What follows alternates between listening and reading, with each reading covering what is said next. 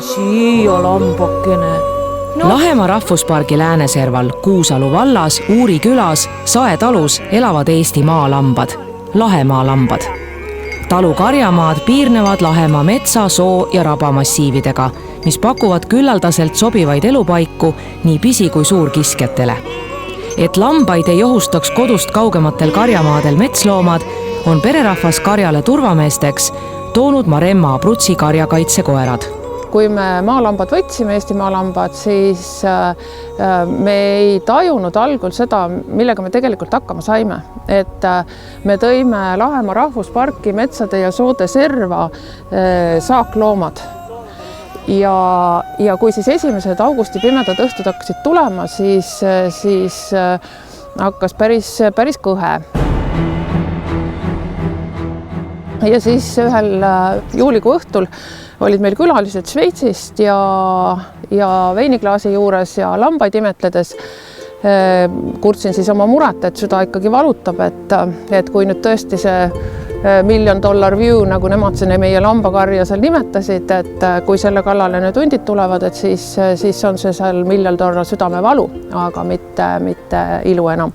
Nii armas, ma ei ole kunagi talles üles õignud. Ja selle peale ütles siis šveitslane, et aga minu kodukülas on üks härrasmees, Walter Hildebrandt, kes peab siis keskust nimega Herdenschutzzentrum ja tema tegelebki kaitsekoertega. Aprillis käisin ma siis Kutsikal järel Šveitsis ja seal ma sain siis olla peaaegu nädalapäevad ka tõesti nende koertega koos elada ja siis ma sain aru, kuidas nad töötavad ja tegelikult nende jaht on päris veretu, et nende töö põhimõte on siis heidutamine ja tehes siis kontrollides siis karjamaa piire, märgistades seda, jätavad nad siis kindla sõnumi, et see on minu territoorium ja siiamaani on hundid, ilvesed, rebased ka seda austanud. Jänesed mõnikord satuvad meile siia, kes ilmselt ei oska seda keelt lugeda ja need siis aetakse ära ja aetakse siis ära kiire jooksuga kuni oma aiamaa või tähendab oma karjamaa piirini. Et edasi metsa nemad ajama ei lähe. Teie statistika on muljetavaldav, 100%. Ja statistika on siiamaani jah olnud 100%. Meil on küll lõppemisi olnud, aga need korjused on ka olnud siis karjamaal ja mis põhjus, seda ei oska ütelda, aga murdmist kui sellist ei ole esinenud meil.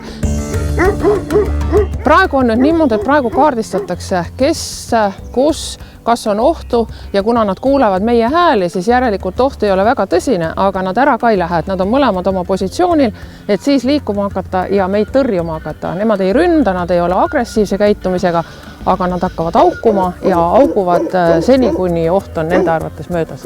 Et nende niisuguseks töövahendiks on hääl ja nad siis liiguvad ka. Nüüd, kui me läheme, siis nad tulevad vastu või siis teevad selgeks endale, kus on lambad või kus on oht lammastele, kust poolt siis see oht tuleb.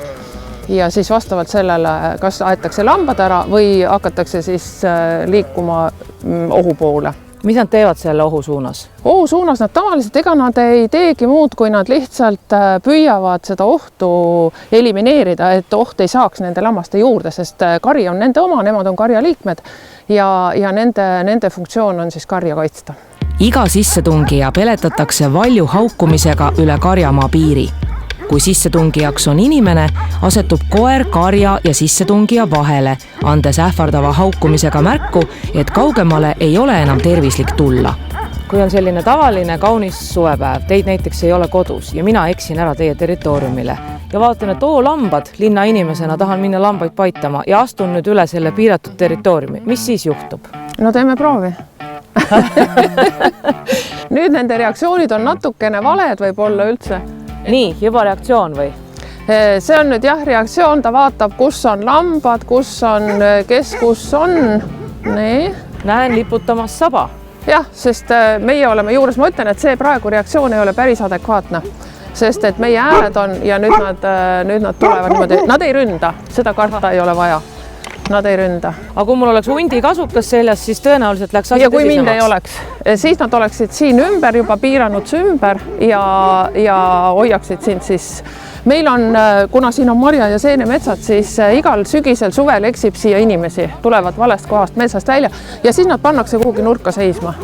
et koerad piiravad inimest koerad ümber. piiravad ära, nad ei ründa, aga nad ei, no ühesõnaga sellise koera juurde ei tahaks ju eriti minna ka, eks ole, eriti kui ta veel ähvardava häälega haugub. Kaameramees on eriti ohtlik element. See on täiesti, nüüd on hästi tüüpiline see situatsioon, kus ta siis hoiab silma peal lammastel ja kui lambad tahaksid siia tulla, siis ta läheb neile ette, ta ei lase neid siia. Isegi meie juurde ei lase? Ma arvan küll, et meid on ilmselt neid lõhnu ja asju, nad ei kaitse üksikisendit, see ongi see filosoofia, nemad kaitsevad territooriumi tegelikult. Et see ongi see, et nad peavad jälgima, et kusagil ei oleks kedagi tulemas ja nad valivad alati selle, puhkepaik on ka valitud, et jälgida nii lambaid kui siiapoole.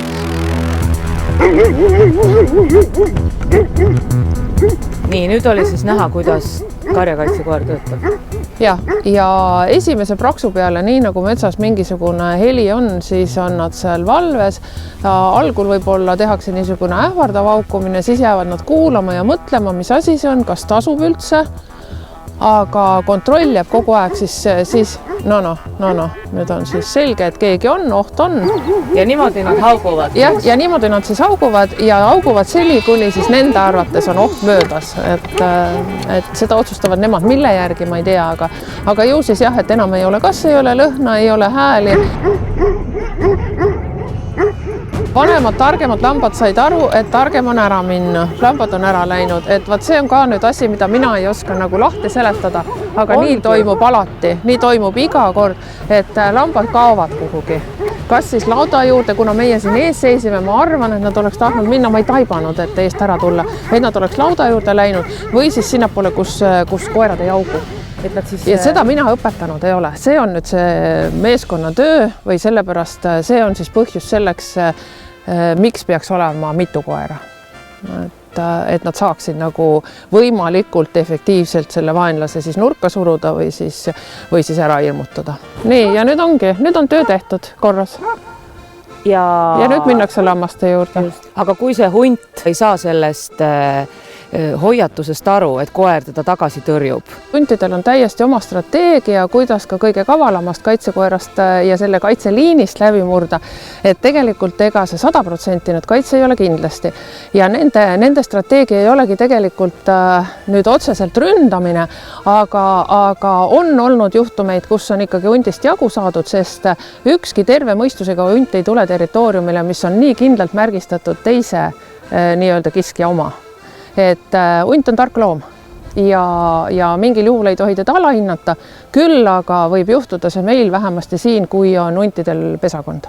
Ja kui tullakse siis kutsikaid murdma lambaid õpetama, aga siis juhitakse koerte tähelepanu mujal ära igasuguste meetmetega ja siis ei aita mitte miski.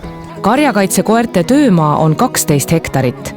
Lambad veedavad öö niinimetatud öökarjamaal, mille väravad avatakse koertele pärast hommikusööki.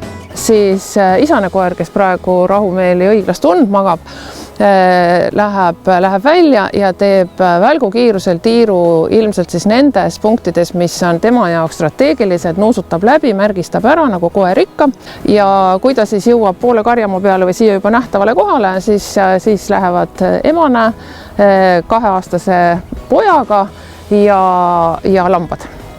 Ja tööd tegelikult, kaitsetööd füüsiliselt päev otsa teevad siis nemad kahekesi ja liiguvad nad koos karjaga. Lammas vist üldse, ta kogu aeg liigub, kui ta sööb. Ja koerale on see suht pingutav, sest koer tahaks vahepeal ju magada, koerad magavad teatavasti palju. Ja siis ta ohates tõuseb jälle üles, löntsib neile järele ja samal ajal siis ikkagi laseb niisuguse silma üle, valvsa silma, et kas nüüd ikkagi ega kedagi kusagilt ei paista ja nuusutab ka muidugi. Aga ilmselt seda päev on selline rahulikum aeg, siis tullakse ka koju puhkama, siis on nad siin varjus lauda ääres ja lambad siis mäletsevad ja peale lõunat minnakse tagasi. Me teame seda kõike tänu sellele, et meil on GPS-rihmad olnud koertel ja lammastel kaelas ja me teame siis, kuidas see liikumine neil on, et see on tegelikult faktidega tuvastatud, et see ei ole meie enda väljamõeldis. Karjakaitsekoeral on küll väga tugev kaitse- ja valveinstinkt, kuid neid koeri peab õpetama. Et õpetamine siis esimesel suvel ma käisin ja ketrasin kilomeetrite kaupa kedervarrega villo, käisin koeraga siis mööda aia ääri, istusin nendega lammaste juures või temaga lammaste juures, algul oli meil emana ainult ja õnneks on tal äärmiselt tugevad instinktid. Ta ühildus meie karjaga, kõige suurem oht ongi kasvatamisel see, et kui võetakse üks koer, üks kutsikas, siis kutsikas tahab mürada.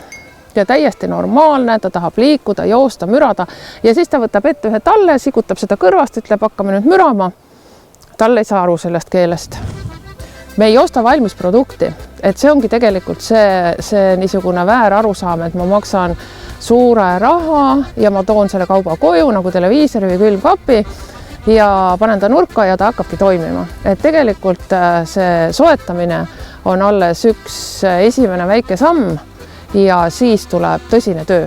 Ja meil see niisugune tõsine töö hakkas vilja kandma küll hästi ruttu, aga tänu sellele, et emane kutsikas oli võetud töötavast karjast, kes on sündinud lammaste hulka, kes peab ennast lambaks tõesti, aga augub ainult selle vahega ja ta teab, kuidas lammas käitub, et tema jaoks ei ole niisuguseid suuri üllatusi. Põhimõte on siis selles, et see koer arvab, et tema on üks lammastest. Mul on jäänud selline mulje, et ei tea ju, mida nemad mõtlevad ja kas nemad üldse mõtlevad, aga mul on jäänud mulje, et ta samastab ennast karjaga, sest